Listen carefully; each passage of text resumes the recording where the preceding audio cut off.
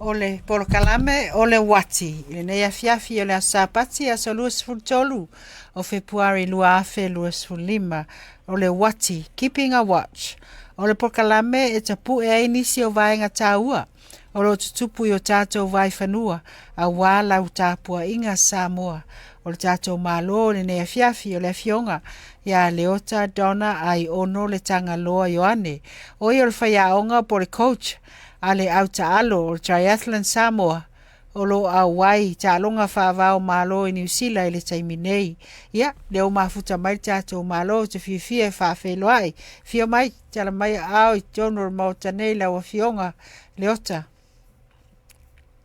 ia vane le pa ia malo le ainga salvalasi ia pe foi le ainga sa maletoa ia la wa fionga te filau ia malo soi fu maua ia tainane fo ile pa ia malo se tato atu no o a fonga mai ia me se fo ia lo sila mai ia malo le sapua ene ia sa ia so pa ia so tato te palongo ai musuia tato loto ile anganga le tua ia lai la ngai no le ufu malo lava le se fo tai mo le avano o mo nei monga apa nga awa ia lange mama lava la wa fionga o le whaaftai e mato nei o le whaaftai ile mau o le avanoa e le tau mate ai le pisi mai a inisi o polkalame pe ona malanga mai ai ai whaaftai tele lava ile popole mai ile talo sanga atu ia a wafo ile tapua inga Samoa ale a matala ta fatal noanga ile tau vanga pole whaanga tama pe ona awai mai ai sai fai se tala awale silafia Samoa fa mai o ai dona ai ono le tanga loa Yoane sei vai atu o mamalu maupa ia ia pastai lava mole sivi lau fionga ia o dona ai ono tanga loa Yoane ia o se tasi fo ia o faya o ngamol talonga leo le triathlon Samoa o se talonga tau atia ai tutonu o se tato atu no pele ia o le taalonga fo ia taalonga wa ai si levana na faatino sa ave tato au ile tau vanga fo ile le lua fesfuluiva taalonga al Pasifika mani le sa tato tali malo ai o Samoa ia ai ia ole taalonga fo o se taalonga ile to tele ni se fia ai ole mafuanga tali tonu ona ile na ole tasi se fa anga tama e tolu e mo au ia ona titi lai le wila vane la fiafe la sa ia ntamo e lola ia au tato ia wala valme tasi ia fa mo me tolu ole mole me so vani pa ia mal ia ai ole tani tonu ole mafuanga na elena fa le fia tele ia tato atu no te a ai talong talong fo ia va ngai le ndak fe au fai Valo. Ia, ai. Valo le sauno. Ia, ai o le talonga. O se talonga te tali tonu e se lea o ngā mo tato tulanga. Pānau ia pai ai. Ia. Ia, ea ngā fwoi mo tangata matitua. Ia, tali tonu o le mato malanga mai. Ia, ua mato vava ai e fwoi. Ole ele mai ali i le wanga ia fitus fulu nga i dunga la e o talong. Okay. O se le tau fo i motato. Ia ai ia talong ai Samoa ia o tama fai tau asia e. Ma o lo i lalo le vava i no le triathlon Samoa. An triathlon Samoa e la vea i lalo le amal malunga le Cessna. O se tasi fo i o talonga ua tau aloa i tono Samoa ma o lo ta pena i fo i tato au. Mo talonga ia fai i pelau ia yuni ia mafuanga na rin mato mai Palo faftai sai dingo o nisi e ave talonga na ia yuni so it's a qualifying round le ai le na malanga mai ai Mana ia. Ia, se me whapena, ia ma leo mai fo isi mata mata le whaatinonga le taalonga i atunu te teli a awai. E te ana watu tani mua mua. O taalonga ile se taalonga lawi doa, pe ta ua i Samoa. Ia, ia la le au taalo, ia, maua se to se furulua, furulema. Ia, ua maasani ale si te wina le si mane maltangoi. Ia, le au ngana leo mai i whaanga tama ia whai atunu pe nisi. Ia, baba ai le whaatinonga le whaatino ai. Ile lalo langi ato. E fia tangata e tamo moe ma au ma te te wina. Isi atunu. Ole Tamio sanga la por tau vanga le whaatino nei ni usila i Hawke's Bay. O se wala aulia na tau malanga mai ai po se vaenga whapea e tau fia foi le au malanga wha mole le ota. Ia, ole taalonga le i Hawke's Bay. I rau ia mama maanga iai. Ole triathlon pe e tata amino e te tono New Zealand. Ia, ole ala o mai i Napier. Ia le whaasolonga. E ta i tolu ala tau sanga o tari maa lo ia le ai. Ia, ole ala o tau sanga lona lua o le tari maa lo Napier. I le tau vanga lea. E nalo fo i o le whaaman malunga le World Triathlon Organization. Le World Triathlon Organization, ia o le vaenga le whaatinoina ia triathlons i le lalolangi atoa. Ia e lua la vaenga o le whainga o le tau vanga. Le vaenga mua. E whailea nga i le vaenga i e fua le matatua po le age races. Fua nga i le matatua. Te ila o le se furu wha nga i se furu valu. O le lua se furu nga i lua lima. E whapena. Lima sefulu, tolu sefulu, dua lima, tolu sefulu, tolu lima, fa sefulu, fa lima, lima sefulu, lima lima, e o ai lunga le piku sefulu. Ia, o le vaenga lona lua, e tau la le vaenga na o le elite races, o tau vanga ia mo le vaenga ia tau aloa. O sui fo ia tau vanga ia tunu ese lalangi. E o maila e tau vanga e te tonu o tau vanga ia e whai o le World Triathlon. O mafuanga. E pei e whaingi ai fo ele i le vaenga ia i lunga i le au whaipine, le o Olympics me whapena. Ia, o le tele ala o tau vanga e te alua i e te tamo e ai ma e tau vai. Ia, le tele fo ena o ai e maua. E whaatino ai le avanoa e te ofi atu ai le si taalonga le Olympeka. O le taalonga la le nepia. Na mato e loa le taalonga le i le tau sanga le na tea. Ona o le mato mafutanga ma le sunga ia tofi lau lea tala le lei, tau fale. Ma le faltua ia Meriama. Ia tauna sila fia nisi o la atou ia le whaatino ina le pai kuso. Ia o le whaaso o atu la o tofi lau i le mato general manager ia po te maita i le whaafoea le mato triathlon Samoa o Lani Young Went. I le tau sanga le ntea, whai mai o le whaitau vanga i Nepia.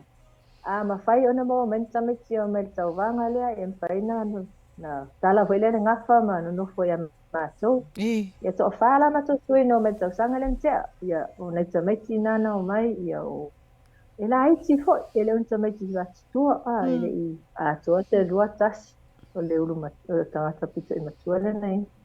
Ala na tau vai tameti to fa tau sanga la ni.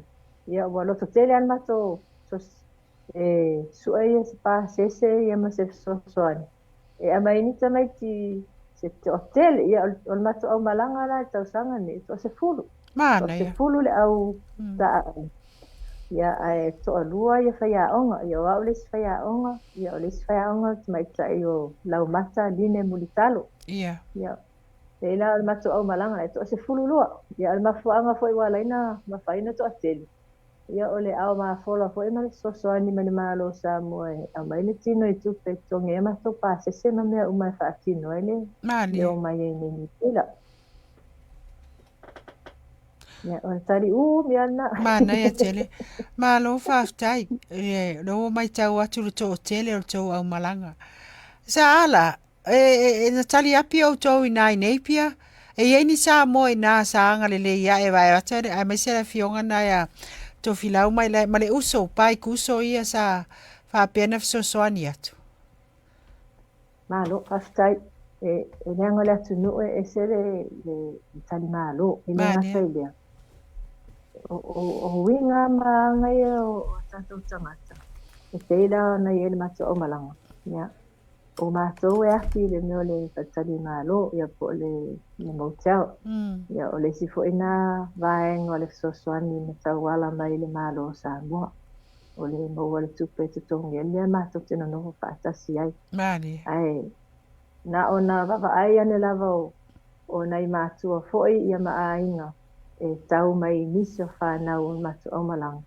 Ia o mai foi ia au mai le sosia. Ia mani tau mafa e mete foi ia e langona ia le loto whatau waa po ai mātou manatu mai ai ia e langona i foi le mawhanawhana ia o le winga lea tātou e se le tali mālo le leimani ia o isi o le whanau lea na ngai mai o lato ai e le māsani ia e le wa ai mua ia ala o mai ia o lo kama o lo kauso ia me fa pena o ai ne fa pena la vale pai mali ia wala ngona ia le mafana ia male la ngona fa afetai tele ai si o tato atunu ai me te tu manga masania eu ia na mato solia sama mato tamu e mata alo le sani ia le ia ai mano atu e tapua ina ia te langona o le sivaenga sa fai mai te talo i tono fai sa mo mātou. Awhetai. Mana ia, e se le mawhanawhana o le whalongolongo atu whafonga fo i le atunu. Fo i le, peona e saunoa. Ia e whainga tā o anga mali. O anga tausili ia Samoa. Po fea lava e whelo ai ai po fea. Ia e le mwhai lava e tū ma savali. Ia o lawa fionga o le whai aonga. Stasi o whai aonga. O le asa o sila i ai. I lauto o se fulu lena au mai peona e saunoa le amatanga. E sa ili iloa, ia wha peona fatuina le iloa atili i lea foi wha angatama. E ala, e tele ni se oso le a foi maritau malanga. Aina maua sato malo inai i neipia.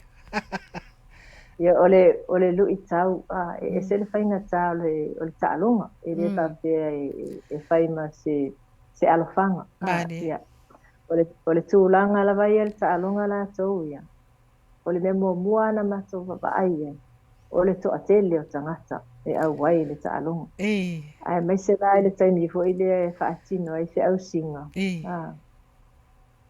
Pesilia ile selau limas fruta maka te au si fatasi taini tas ia mantua lau samo ia na le to fitu to aval ia o i o matua ma ofa fai e tau fai te puna o mele sami de selau tangata au ala tuli o mele ai ia e sasali lima lunga le ulo le si vange ia malu le ia mai le popole pe kaule ali muku va le paponga e fa penara le lu itau na mo al fana le ngata ile ole au ia o tato e tato alo ia male au to o el tua moana ia o nei ia el watu sa o ai la le ta fanga ia moana lo e le se me eta o se alo po se au etau tau se tau ngalu lot au chalo fai eu na mo la valfana o wala mai samo ele fa pete o solo sami ia papa o loko ia o so sami le culo vai ia wala Ola eu anga itai e lua selau limas pulu mikal mama o me au itai ia ona mimilo mai lona eto e foi mai yuta ole lo itau mo la na mo fa ole mato o malanga ole tangata pito i matua la malanga ia e los fo lo tau sanga ole li foi na kapiteni mato au ia ai ole wi o pole au vai ngala i to lua ta me tina se fulu pa tau sanga le no mai ia e to lua le au fulu valu tau sanga ia to tasis fulu ono sulima to lua sulima ina la ai tia le au ia la o mai la au Samoa e mafaina au ele la vau ku la ro vai au ila ele mafaina tu vai ole lu i mo na ia Malaysia la lui o le au tama to whaalonga le tala ho ele o le ofu fo le pau le masani na mau duai Oi, tangata le wetsuit. Yeah. Yeah. So, ana whaile ofu wetsuit o le le masani e foi ka mai. Yeah, al Ia mai mamafa. foi. E le aini mato wetsuit. Ia. O le alofa fo ia le pai kuso. Na oso e mai mato ofu ia tau whataita ingo fo el tuingo ofu. Ia kai whale ai pu. Ia le tau whataita inga. E ona le tasi al vai aso na mato mai whataita. E masaro pena le lua mato whiau singa na whai whataita e ol matawhanga. Len whatino e le tau wang. Ia e te whiu po e ata pe vai le tau whituli le sami le aso momo. Nana uma na tui fo whataita e tuingo ofu. O mau sipi ma. Olo e tui pu lo mau e whataita e le sami. Ia ma punga e konko e kambo e mai whafol malulu. Talo fai. Ia le tamai. Ia ai o le fautuanga na o mai. O le ngata na o ngai le wetsuits mo le mawhanupana i le tino. Ai e matua e ope ai lunga i le tino e whaingo fia ina au. Ia.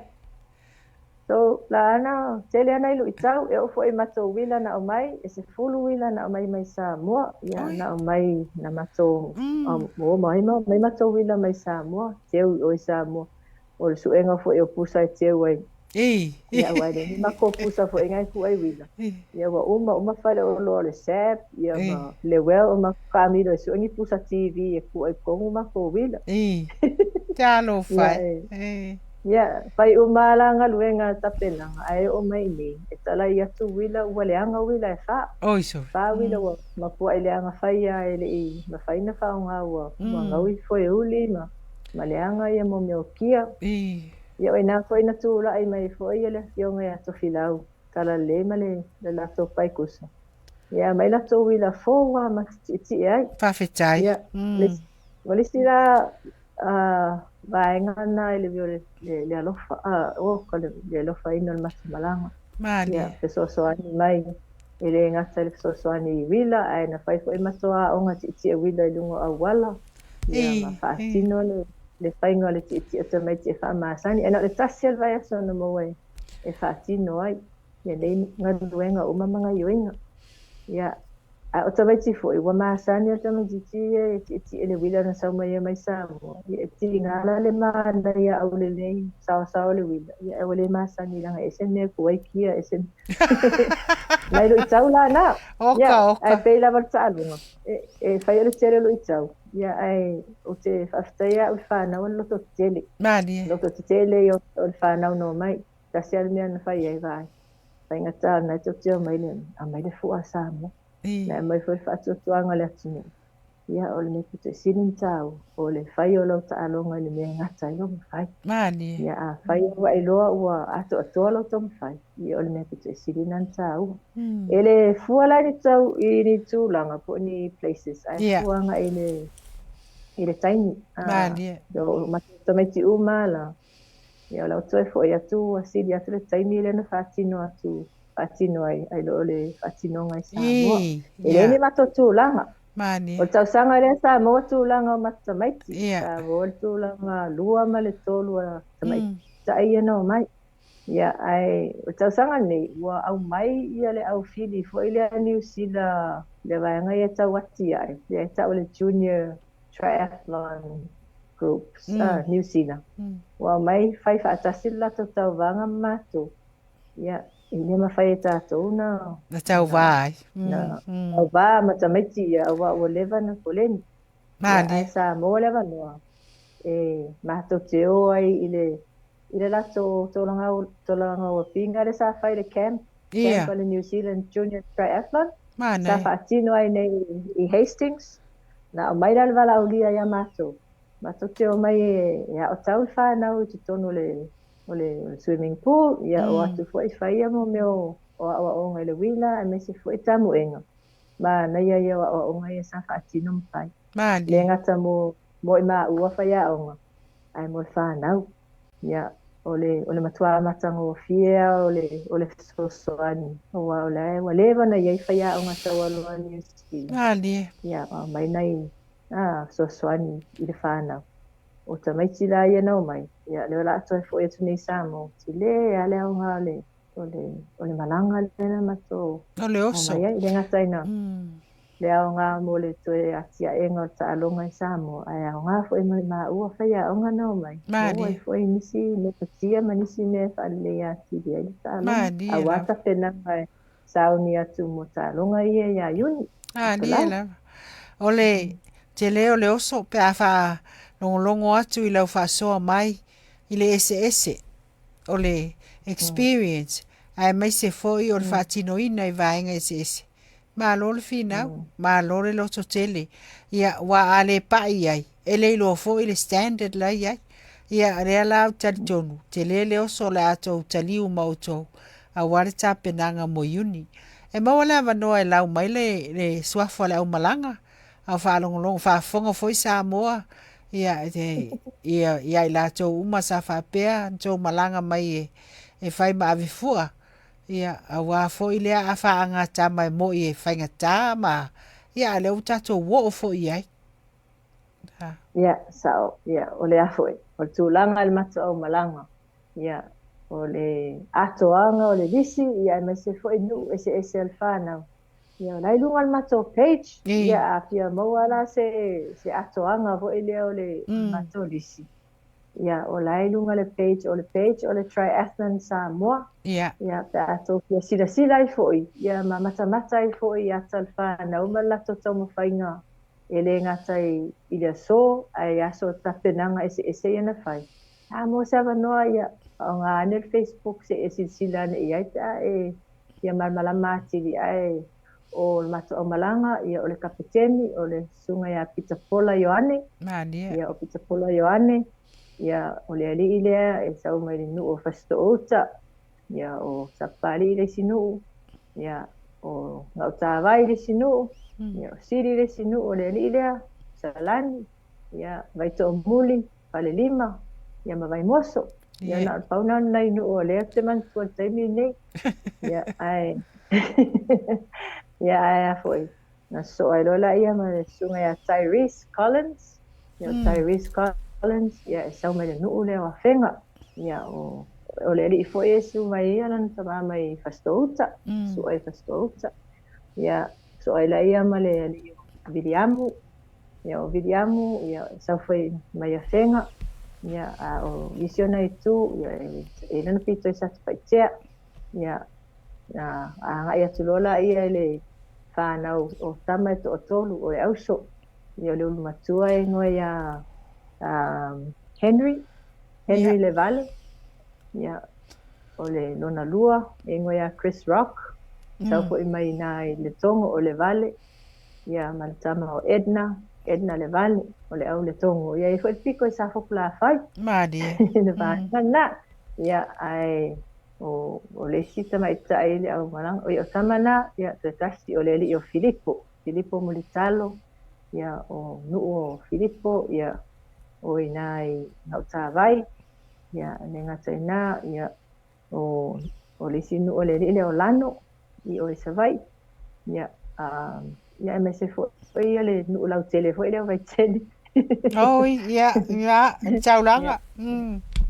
taulanga ia o ia o ena tama ia toi ba fo te o wanga le chausis e na wa ato matu tama o malanga ia o tamai tai o malanga ia o fanafi salmasina Ioane ia o tamai tai sau mai fasto tam sapali ia sitting o tavai ia mai se foi ia salani ia vai to muli ia mafale lima ia mavai moso ia so aila ia male mai tai o pu e manu te vanga ia sau mai fonga poa ia na fonga poa e sau foi mai no leo o vai doa ia inai tenga taulang ala ia ia ngata ia o le no ole fai ia le fai malu le tu fa sale anga ia sunga i te vanga ia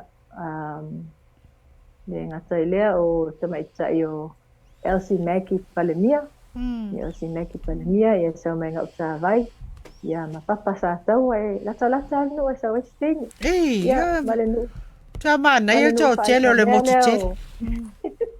Manu fale nga mele o nu. Ana e alu tau vanga. Ana ulanga. Ai alu tau vanga. Ia esere le mali e fo e tau fai nga nai tene. Ia wa le mele tau fai fo e tau atia e fa anga tamu mo mai tai pe lan sila fia. E to afitu ia tamal mata o malanga. Ia na le to tolu tene. Ia le tau fai fo ta alonga ia tau atia e ma ave ta alonga. Ina i tino fo i tana i tai le fo i whaanga tama. Halo. Ia, ole tau mawhaina fo il whanau. Pato a o lea o le si to a wha. Wan mato o malanga. Ati e ti elen valen. Hola. Joa tele lu i tau. Kele lu i tau. Ia. Whake ki elen valen. Ia, o tele o la tau. Ia le i o mai ni no whanga whaperi. Ai mea ai.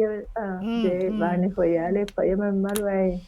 Esere ma nei o le noto tamaiti awai ele tele ni atato le whainga ruenga awa e fo ele i taimine mato whaafsanga e matamaiti fo i ole awa niusina ia tele i o me whaina maua e tamaiti o i wina fo i eti e aima ma mea uma ia ai tau mawhai alwhanau me ngata i Malo fia fo i whaia aunga niusina le le mana malo losi o tamaiti vavel pue vavel asa e te nena o telea ia se ai mon mato alanga ia ole vaenga taua le ole soifuanga nei ole ava noa tatala ma le ava noa ua maua malo ili fala putonga triathlon Samoa na fa peon tapena ina se fulu whanau. Ia, o le awha pēo na whātere le se fulu. Ma le se fulu jau sanga o lumanai. Ia, i le iloa lea ua le awa noa o whāpea o na tāpena ina. Mā lo le toa. E le whaingofie le tu ua ai o le soifuanga masani. Ia, ai o mai le mau whaafi tā uri. Ia, a fua i ai. Ia, ai o whaasanga atu le mativa i le mau oa se tulou. Ia matulanga whapena. Monia. Ai tupu ai le anganga o le finau. O le finau. Ai mawhai. Ia ale whai nto o mai uma. Ia vi ele li. Ia ila to uma sa velo aso mwhapena fsosoani. I Samoa le utau mai. Ia mai se fo il pa ia. Mana mamalu o Samoa ina. O lo tali malo i Napier. Ia malo whaftai. O ala isi vaenga o lo fufua ina. Ia i wa mai ale te taimiru sanga ina o le ale si fufuanga o lo fufu e la o fionga man mas ma malu la au whainga malanga ia na mai ana nei tau vanga ia o te lo le situ langa le toe i o le toe fo i do i Samoa ia ma toe whaatatala noa ia le ainga whaia onga e me se fo i le vaenga o lo kakoeina ia po kalame i Samoa mo nisi si uinga fo ia ma me te tauna wa ai toa iai. O le tūlanga pito e sili o na mo o mia tai e sosoani. O le tūlanga le ti e ngā wila. Ia awai pei fo ia le nātia. Tātou a ti e le wila. Ia na lau vaenga fo e ta whao vale ti e wila. E le se vaenga o le soifuanga ia so fai pea. Ioi, le lava. Ai o le tūlanga fo ele pito sili ana mo o mia ai le whaitete o ai a la vea tangata le wila. Ia e whaisi tū ngā o manua. Mani. Au ala e sawa le o wila. Ia o le vaenga lana sa matova wa ai e. Ia mo o mia lava le sosoani mai e o lo o ia le to mai. I le whaatinui no le whaatinunga ti e whaatasi. Awa e pei fo ila ona se lau tangata ia sa au. E se lau fo i tangata e te wila taimi e tasi. Ia, a pipi i la wila. Oko. Ia, tasi al mea ngō la vea pe a whai o lai sawa le o wila. Ma o le mea lai tuli o le vave. O le tuli le vave le sawa ina ia vave ni tau nuu ia le tamuenga. Vave ni tau nuu ia le titi ngā wila. Wha a umalo e le tamue o na kingi rola e ma maolo taimi. Ia o pela le tūlanga na le sa mole va no e whaataltala no ai fo i le fionga ia tofi lau tala lei ma le pai kuso. Se soani ia yesi taimi o luma e a fio atu i Samoa. ia mawhainia o unga lau tele mo le whanau po ila whaatali mai a waena o se vaenga o le mato au le na o mai ai o lo to tele whanau o lai kole ni le vaenga po ila tawati ai development ia e o le ase mawhaina to o o le ile ase fai numera o tau vaenga umala e isamo i Samoa Pea ma se tō se furu tamiti o te mana wasful ia lima po. mana ia Na wa matana e whaatino. O le nau ta inga lava o Darren Malani. Ina ia tawatia e ia whanau o le atunu. Ia whai matangata taa alo. E ala ua slogan nai whai. Leo po iwa tau ave le Triathlon Samoa. To grow local athletes. nice Mata te mana na au mai le whanau. Mai o Samoa. Ina ia o tau inga. Merana lena lau atu ainu o tamaiti ia ma wala lau aku foi malelo ngai tamaiti ki el vale. O le tau mawhainga. Ia tawatia el whanau o lo i Samoa. Ia awane i tu ua lewa noi whanau o lai atu nui i fafo. Ai au atu e fia tau avele fua Samoa ai le maua e Samoa le manuia. Ia whanau o lo i Samoa. So we need to grow our local athletes. Ina ia mawhaina whaatino. Ia mau mai e whaonga le avanoa. Ia ole matua tā ua o le avanoa. Very, very important. Whaftai e le malo Samoa mo le lati o sosoani na winga mai. Ia e whaatino e lenga luenga. Ia e mai se fo ia. Whaftai le tapua inga o mātua. Ia ma sunga e whawhia ngainga mai ka le sia manu. Olo o tu ua ia Samoa ai mātou te langona lava lenga luenga o lo whai. Le whaiva tapua. Ia o mātou tua ama mātua. Ia tainani e fo ilo fionga le mo le vanua. E whaatatala noa i lunga le nei. Si ufonga e whaalau tele ai fo isa mātou tau mawhainga. Mole atu le whaatai tele mo le avanoa. Ia me se fo il whaalau i loa. Ia e le ngata i lea. E mau teo mai era ta utala i le palasio ti munga i Samoa. E le i utu ali tini. Olo pea ngai pea le atu nu uma. Ma ti munga ti tele ma mafa ia le foi ma ti mo tala ia o ale tonu foi le pawa ma le vai vane le afonga le tinu ale ma to te ta fa fa o nei ma to fa ala la vai le o vai atu le tu langa lo ma ti ai le tinu ti ngana ma ti mai al fa ala ai au ma tu mai le fa manati e a mata ma to ta o le lo ta le limo fai ma to fai ngalo e uma foi le aso fai mato fai ngalo ma ele ma fai na misi le mere feo el fano eu ai sulu e sulu ali ela vala fai le sei mumu fai mato ngai yo inga uma la vai tal fea ngai mal fasina mang o fanau o lo o tawina tu manga masani le no mali o le a onga me uma a onga me uma ia anga fai tau lo fionga o pule a onga ale wa fio mai la a o ai o vai le a onga le amosa o sava vau preparatory school ya vane le sa noanga ya o te mai tai fu ia prestene sunga to le ava le o ya malo wa fia ngai male a onga ya pe fu ia se me o wa pe do wa vea fu ina mama fa ti bonga mameo o la ta kunia uma onga sa mo tani ne ona le mama fa ti munga malolo ya o tau mapu ai la le ngaluenga mai tai o mai o le lava ya malo fa tai e maua tu lo si ufonga mai se foi o le fa tala mai ia o le fa ia onga lava ia o vaenga uma lava so i fuanga pe ona ia ia o onga mtulanga fa pe e ai tali tonu o tato por kalame mai se foi talo sa mo fa fonga mai ia e fai tau sanga le tau maa o tongi ia male afual ia wa le fai ngofia nei me o malanga ese mai ia o le tau fa masani le tau ia e mai se pe ona tala mai le ese foi ia o le level ma le standard ma tulanga fa pena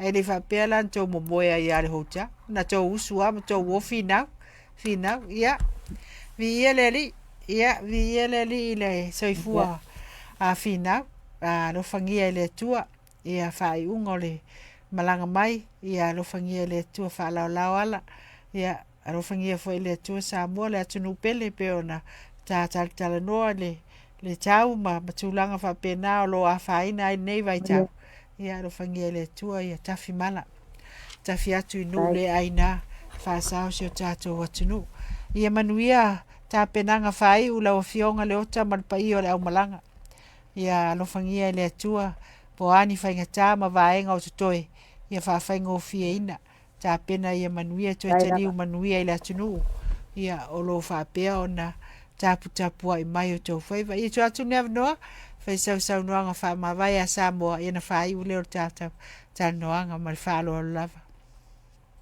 ia pasta i tere lava i lau fionga tō tōli o lava noa ia me se fo ia ia le malu o whaafonga mai o Samoa ia e mua na avatu malu puenga pe a whai uele tau tamali i le mato wha moe uele fo ia tu mani pine mani whailonga ia tali tonu loto ia o le tau vanga ia o le ta'alonga fo i fo ia tali tonu e kai aso le li mo mai ni le sona mai ni nei ta'alonga ta mato awai mai e ni ia le mea tāua na a vea fo e nea vanoe mo ne tuai pasta i tele lava i wo ma ainga ma mai a mai se fo ie sa alo futulai ma tu mai la tu tau au ia me sunga ia tu filau ia ma Meriama man pai kuso mo so anima losi sa patino ina mo ma to de ma to malanga mai ia le ngata ilea o ainga pa io ainga o e sa pasino le fanau sa malanga mai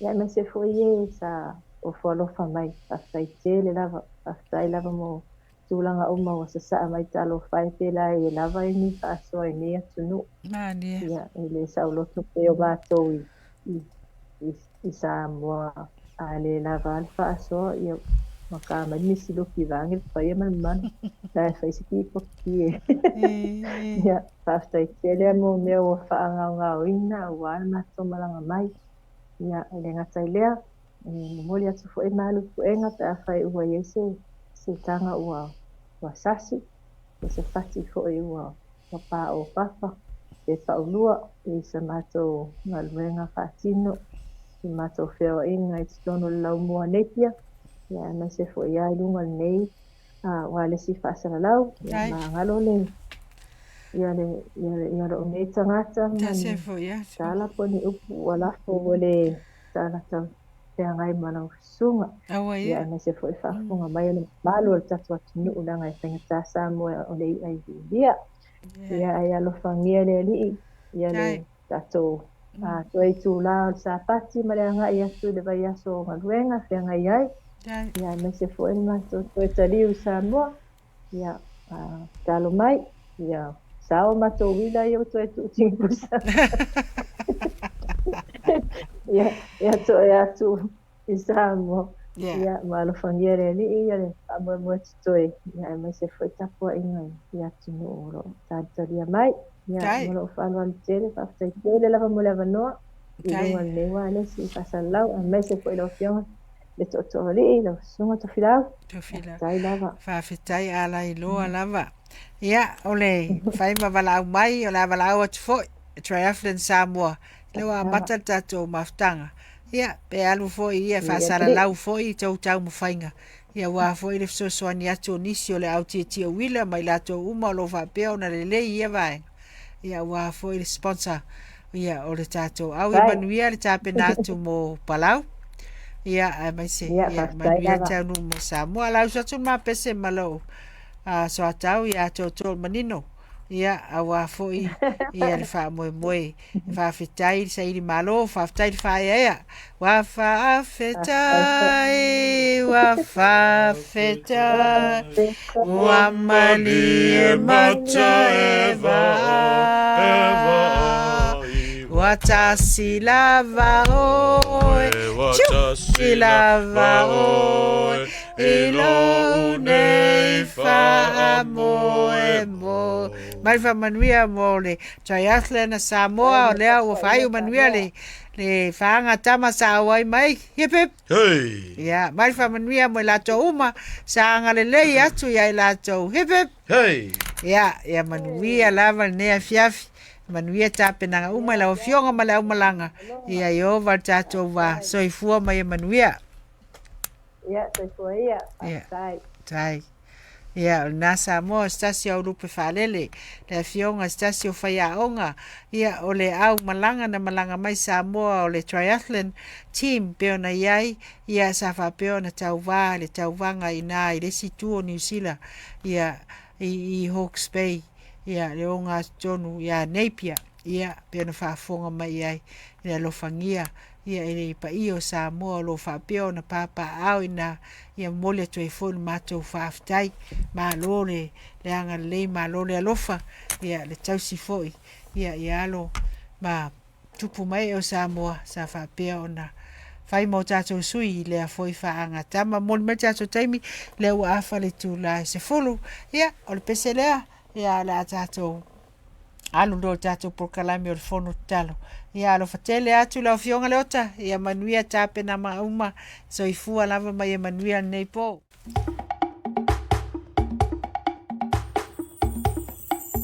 Ole malole Samoa e wina tele tau sanga o tatali pe ole vai ole nai tulangi Samoa